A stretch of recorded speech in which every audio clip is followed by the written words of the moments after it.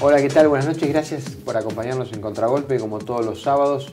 Hoy tenemos un invitado muy especial de tremenda actualidad. No sabemos, después vamos a preguntar, si por su sapiencia económica o por su agilidad física. Él ahora nos va a contar en un segundo. En un minuto volvemos con el doctor Domingo Felipe Cavallo.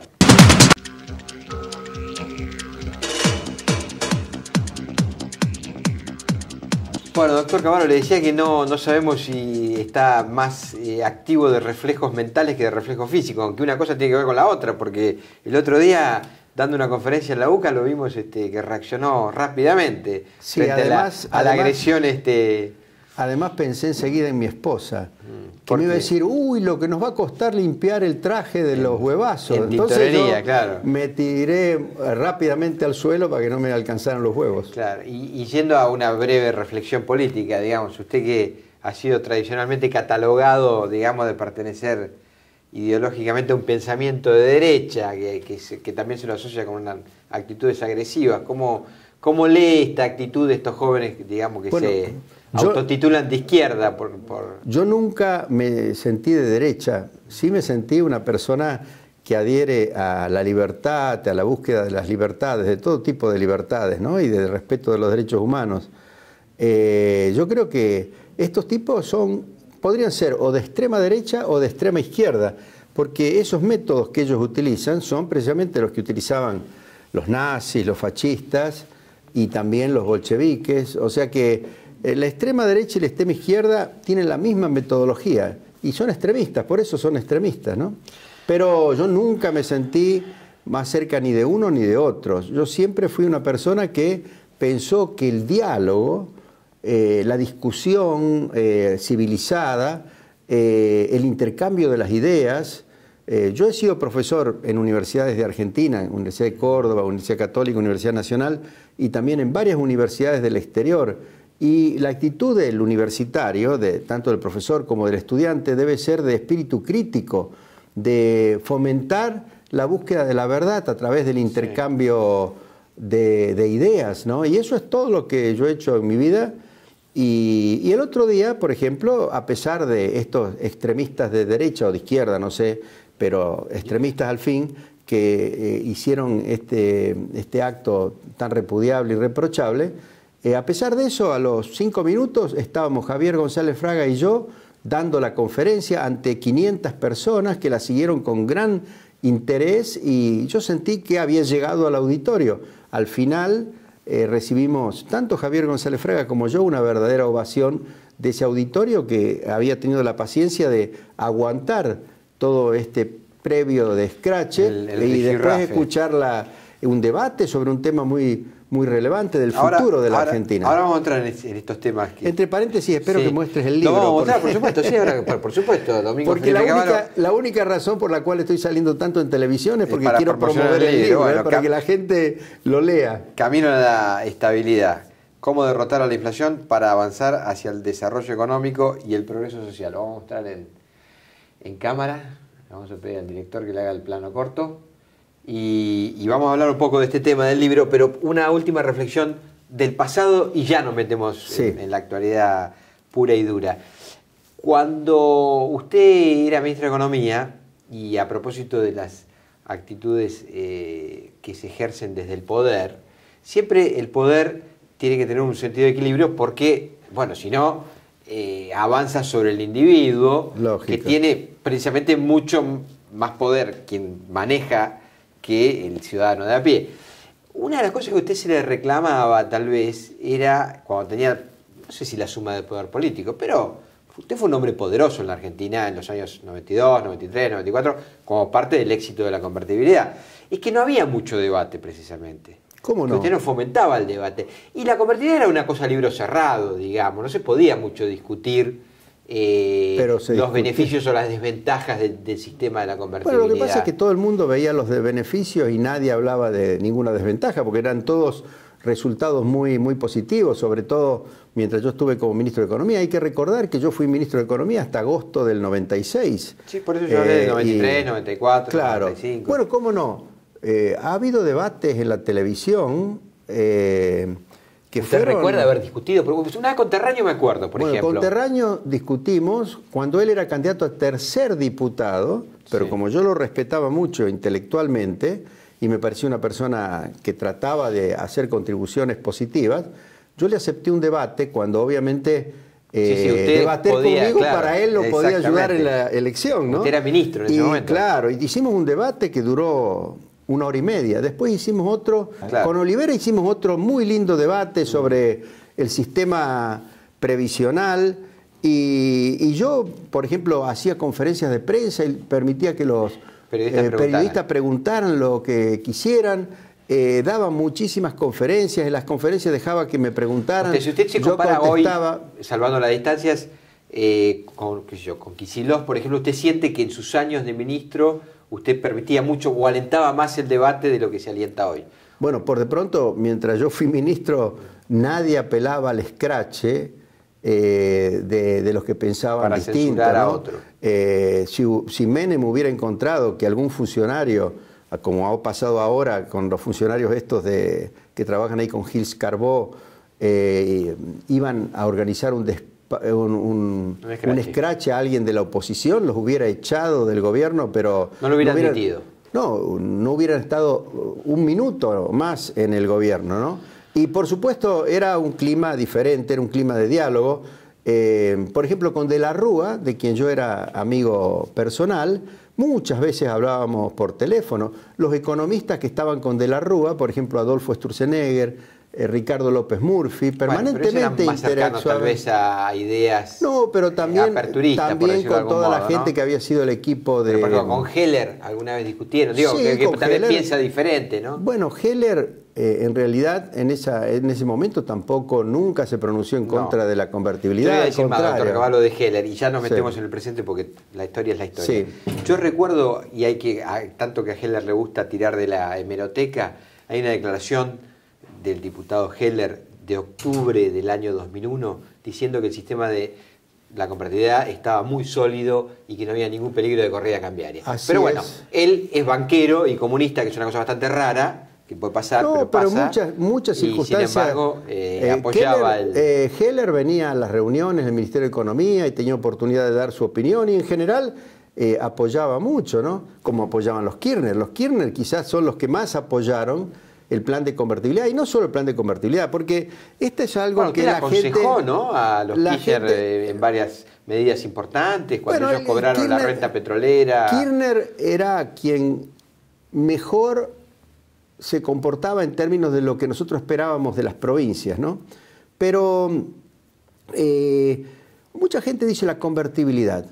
La convertibilidad fue un método, un sistema monetario que permitió hacer enormes reformas del Estado, eliminar gasto público, eliminar déficit fiscal, y que permitió un gran aumento en la eficiencia, un gran aumento en la competitividad de la economía. Por ejemplo, la gente no se acuerda que el mismo día que lanzamos la ley de convertibilidad, eliminamos, mire la palabra que estoy usando, eliminamos todas las retenciones a las exportaciones agropecuarias, que eran tan altas entonces como son hoy.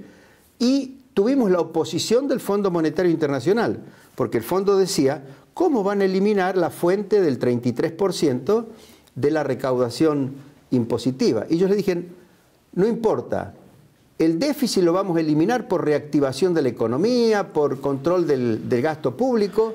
Ahora, si por eliminar los impuestos tenemos que generar un déficit, en buena hora, porque lo que necesitamos es que el campo argentino, como la industria, como toda la actividad productiva, renazca vigorosamente, que haya inversión, que haya aumento de la producción, para que realmente la estabilización que logramos en el 91 sea con un gran crecimiento de la economía. Y en el año 91 tuvimos 10% de crecimiento del Producto Bruto Interno. Algo parecido va a haber que lograr a partir del 10 de diciembre del 2015.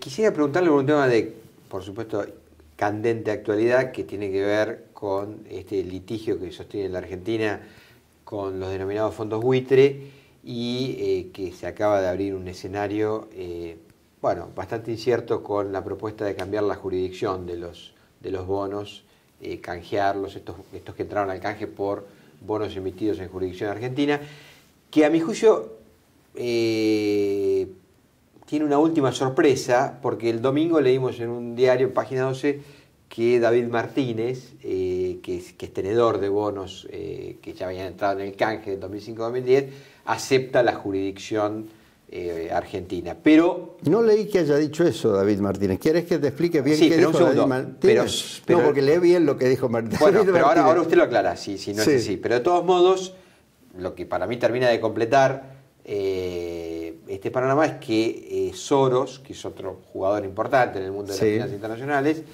decide iniciarle una demanda al BONI, al Banco de Nueva York. Va a haber enormes cantidades de demandas cruzadas. Entonces, bueno, claro, pero digo, estoy señalando una contradicción que más bien se acopla con la estrategia del gobierno argentino, no con la estrategia de los empecemos por lo de David bonos. Martínez. Sí. David Martínez dice que el Banco Nación me compre los bonos que van a estar en default, porque Argentina no va a poder pagar los intereses, y me dé una obligación del Banco Nación de las características iguales a las del bono, y esas me las cumpla. Sí. O sea que yo cobro, aunque los bonos que van a quedar en poder del Banco Nación van a estar en default. Primero, eso es algo que el Banco Nación no puede hacer, porque sería decir, tengo un activo incobrable y adquiero un pasivo. Por supuesto, va a reflejar una pérdida en el balance del Banco Nación que no se la va a admitir ningún ente de supervisión bancaria. Pero además, David Martínez dice, además, al tenedor de bonos extranjeros, bajo ley extranjera hay que darle la opción de que una vez que se normalice la situación él pueda recuperar sus bonos.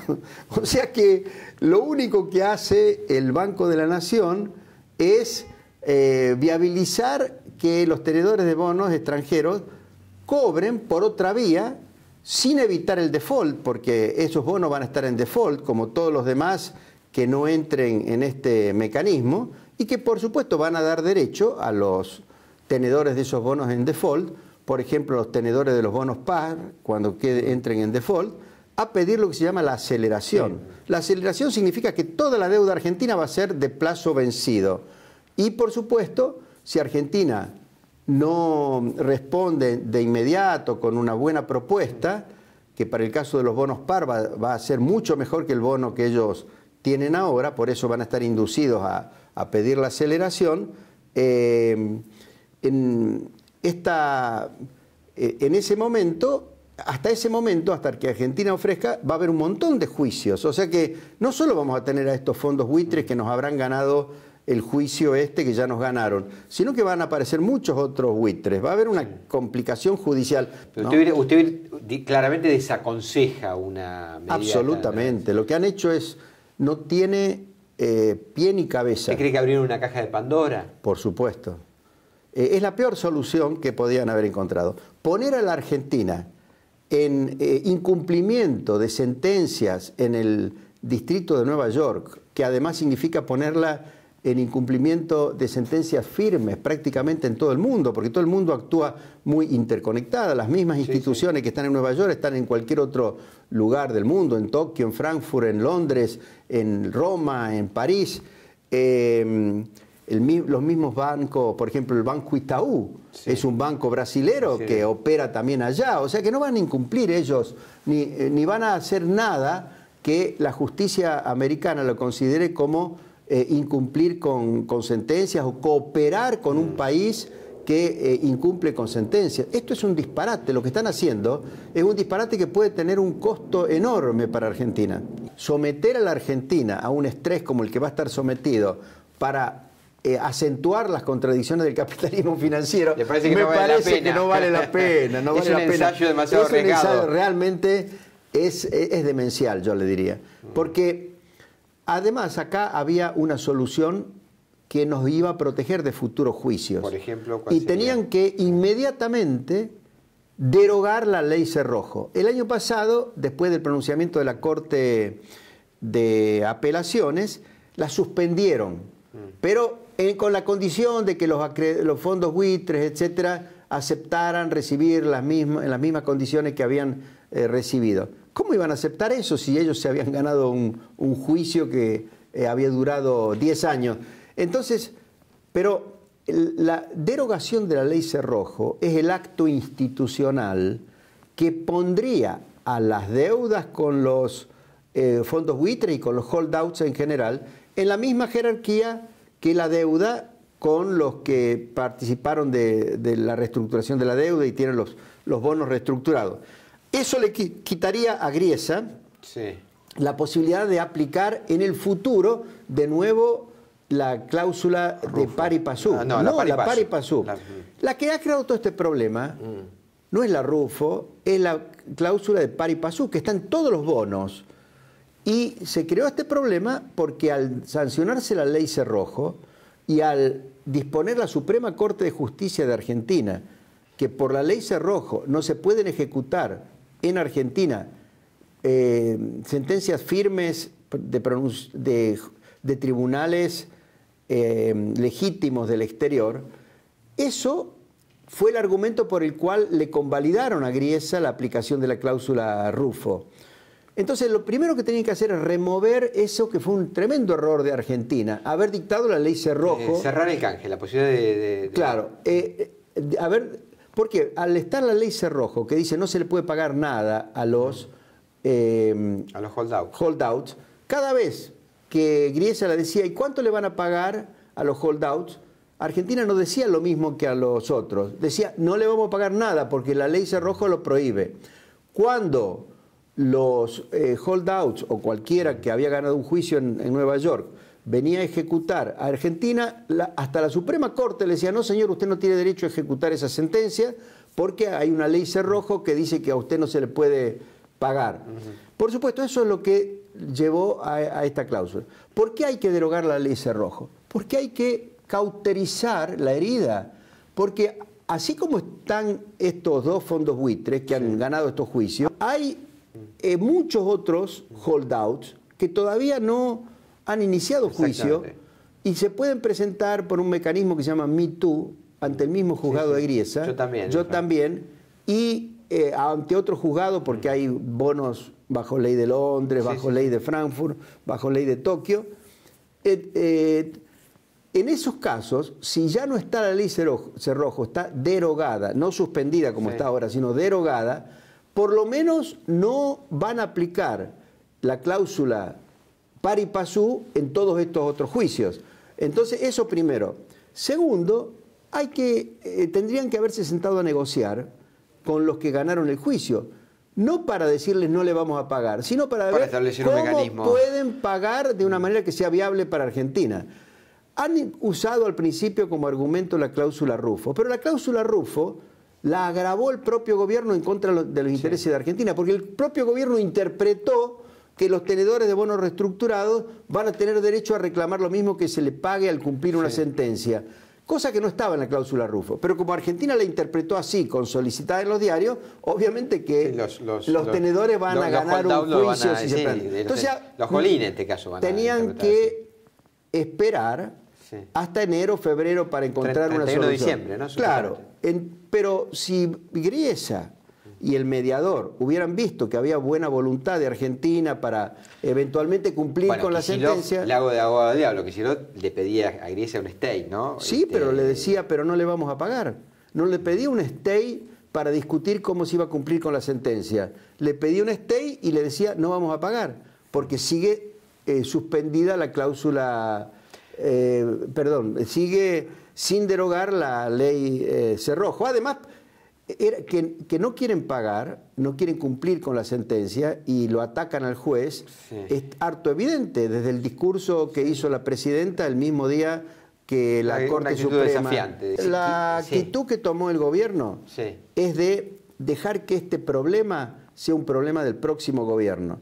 Creo que ellos especulan con que, como el próximo gobierno algún arreglo va a tener que hacer, porque si no Argentina no va a tener crédito de aquí a la eternidad, va a poder decir, mientras yo estuve fui firme, y no negocié con los buitres y el próximo gobierno vino y le entregó todo a los buitres. Esa es la estrategia que ellos tienen en mente. Lo que no se dan cuenta, que falta 1 año y medio para la transferencia de gobierno y que los tiempos se pueden acelerar muchísimo. Usted ve, usted anunció el tema de la estanflación ya hace bastante que está hablando de ese tema. El libro mío anterior se llama eso, Esta inflación. Y predice exactamente lo que está pasando en este momento en la Argentina. Bueno, entonces apelamos a su condición de gurú, digamos. No, de gurú no, de hombre que entiende cómo funciona la economía. Entonces, perfecto. Además, aquella no era un pronóstico incondicional. Decía, si siguen con este tipo de política, van a entrar en un cepo cambiario. Cuando entren en un cepo cambiario, ese va a ser el momento en que se les va a escapar el dólar paralelo, van a tener dificultades por el lado del abastecimiento de insumos y de productos y van a entrar en una recesión al mismo tiempo que se acelerará la inflación. Bueno, hoy estamos en una situación, digamos, bastante evidente de gasto público desordenado, de una gran emisión monetaria para soportar el déficit fiscal, que se está trasladando a los precios. Esta es una realidad cotidiana que la ve la gente de a pie, que va al mercado, que consume. ¿Usted ve un peligro de un desboque hiperinflacionario? Bueno, si no le dan una buena salida Hablo de a esta inflación. Yo porque digo, hoy son 40 puntos, pero digo, Venezuela dice que ya está en 70. Pero ¿puede la economía desembocar en un proceso de arriba de 100 puntos de inflación? Yo le voy a dar dos ejemplos históricos. Sí. Ubíquese en agosto del 88. Sí. Gobierno de Alfonsín. Al gobierno de Alfonsín. Estábamos a la misma distancia que estamos ahora del cambio de gobierno que iba a ser el 10 de diciembre del 89. Sí. En agosto del 88 yo creo que teníamos una inflación no muy diferente. A la de hoy. Un poco más alta que la de hoy, pero porque todo el mundo tenía inflación más alta, etc. Pero el Plan Austral había permitido bajar la inflación y si bien había empezado a subir de nuevo, no estaba desbocada. Se estaba entrando en recesión. Sí. Menos que lo que se ha entrado en recesión ahora, ¿no? Esto estoy hablando de agosto del 88. En septiembre del 88 anunciaron el Plan Primavera. Correcto. Donde dijeron que iban a controlar tanto el dólar libre como el dólar oficial, con una cierta brecha que la iba a controlar el gobierno. Y ahí consiguieron algo de apoyo del Banco Mundial. En febrero se encontraron con que ya no podían controlar el valor del dólar libre, no lo podía controlar el gobierno con intervención porque no tenía suficiente divisa en el Banco Central. Y por otro lado, el Banco Mundial se asustó y dejó de desembolsar, o no dijo no voy a seguir desembolsando. ¿Qué pasó? Tuvieron que liberar totalmente el mercado cambiario, con algunas restricciones. Apareció el dólar paralelo y obviamente empezó a haber una sensación de descontrol inflacionario. Pero había un equipo económico que había armado el Plan Austral, estaba formado por gente que entendía bien el funcionamiento de la economía, Surruil, Broderson, Canitró, Machinea. El candidato del radicalismo, Angelos, cometió el error político de pedirle a Alfonsín que cambiara el equipo y de decir que él con un lápiz rojo iba a eliminar los gastos, hizo la campaña esa. Alfonsín le pidió la renuncia al equipo económico, puso gente que no estaba preparada para entender una economía tan compleja y se empezó a descontrolar la economía. ¿Usted no descarta que esto pueda acontecer en la Argentina? Bueno, pasó del 88. Sí. Ahora, por supuesto que lo que yo digo es ridículo que no manejen la economía, por lo menos para evitar esto. ¿Y usted ve esos desaguisados hoy al frente del Ministerio de Economía? ¿Se ve esa impericia, digamos, de aquellos años? Yo diría que más desaguisados que los que había al final del gobierno de Alfonsín. Más desaguisados. Sí, que en agosto, septiembre. Y ve a Kicillof y su equipo con un excesivo el equipo de Kicillof yo diría que es peor que el no equipo que reemplazó a Surruil en abril. Este es peor todavía, porque aquellos podían no entender bien cómo funcionaba la economía, pero no tenían una ideología que le impide ver lo que significa una economía de mercado y cómo se maneja la economía, ¿no? Doctor Cavallo, gracias por recibirnos en su despacho. Le volvemos a mostrar, nos despedimos con el libro Camino a la Estabilidad y nos queda pendiente, porque con el doctor Cavallo meter los tiempos de la televisión son muy difíciles. Es un gran apasionado de los temas, así que vamos a ver cómo lo resolvemos. Me preguntan de todo, demasiado, no se puede. Demasiado. Gracias por recibirnos. No, al contrario, gracias a ustedes. Chao.